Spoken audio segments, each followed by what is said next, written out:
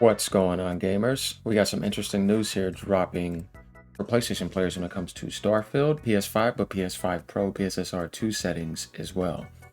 As you know, Starfield will be coming out for PlayStation in 3 days if you want to get it at midnight, or 4 days on the 7th of this month. And for those of you that didn't get to play it because it wasn't on PlayStation, well, now you're going to get your chance.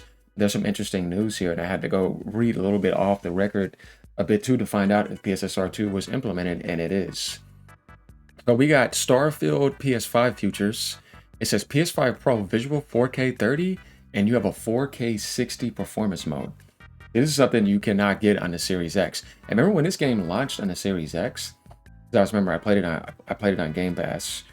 It only had a 30 frames per second mode.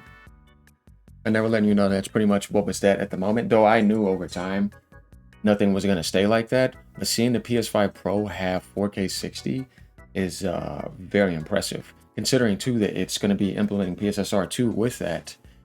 So that's something definitely huge that is going to be coming, where like when you start thinking about the industry now, you're like, okay, obviously the Pro is expensive, but if you want that premium experience, it's definitely going to cost you $900 now, which I don't agree with. But if you already have it before that, for the people who got the $650 version, $700, $750, doesn't matter. Or for people who are still going to get it that don't care, you're going to be getting a superior version consistently. And this is what I think Microsoft wants to, because they can sell more copies.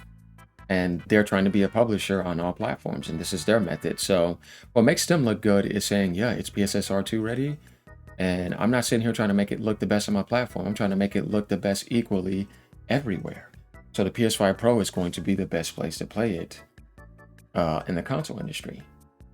And we don't have a problem with that because we're trying to be a strong publisher, right?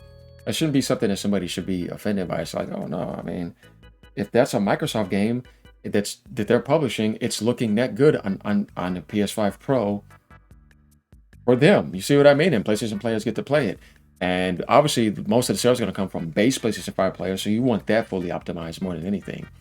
But there's some interesting features here, and we'll take a look at this little highlight here in a second too, and some comments to prove that it's PSSR 2. It says DualSense adaptive triggers, resistance feedback, light bar, shift colors to match your health. That's another cool thing about Sony's generation with the controller, is that they have managed to make the controller better than the Xbox controller. It used to be the Xbox controller was meta, you know, you always loved it. And it was almost a perfect controller for the longest. And then they made the Elite controller. But Sony set the bar with the DualSense this generation. And you got the touchpad, which switches pointer, POVs, map, inventory, missions, and more. And then the speaker, audio log, ship intercom, which, in a nerdy sense, you kind of like that type of stuff. You're like, okay, cool. I was playing Star Wars the other day, and then there was like alerts going off looking for me. The controller was kind of speaking with that. I like that type of stuff because, like I said, it's more immersive. So yeah, it's definitely a thing for me. So yeah, we're gonna take a look at this trailer real quick, and then we're gonna read some of these comments, or we can read some of the comments first. Like, is there any chance they using PSSR 2 to prove what I was telling you guys earlier? Right? Yes, they posted it on their blog. Definitely. Like every game is, like, guys, don't think that if it's going to be a premium game coming to PlayStation, third party or first party, that it's not going to use PSSR 2. Every game coming forth now is kind of want to be doing it. It's the same thing with, like, if NVIDIA launches a new DLSS update, whatever game is coming out after that, obviously it's going to be getting those updates. Where it's like, I think it's even easier on console. So devs are just going to utilize that. It's much easier, and it just makes the experience a lot better. So After this trailer, though, what we're going to do is we're going to take a look at some more comments, because there's some funny stuff that I think is said when it comes to console warring a bit. But let's go ahead and pause this real quick, and let's see what this trailer is about. It's coming to PlayStation. We got it for 1080p.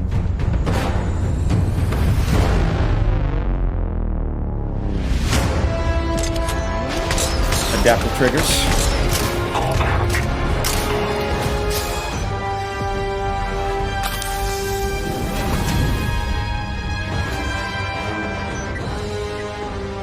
Now the fleet's resting on her shoulders.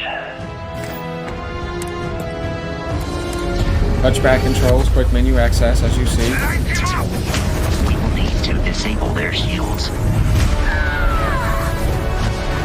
quality and performance on PlayStation 5. Quality mode, enhanced visual fidelity, performance mode, 60 frames, even on the base. The destination is your decision, Captain.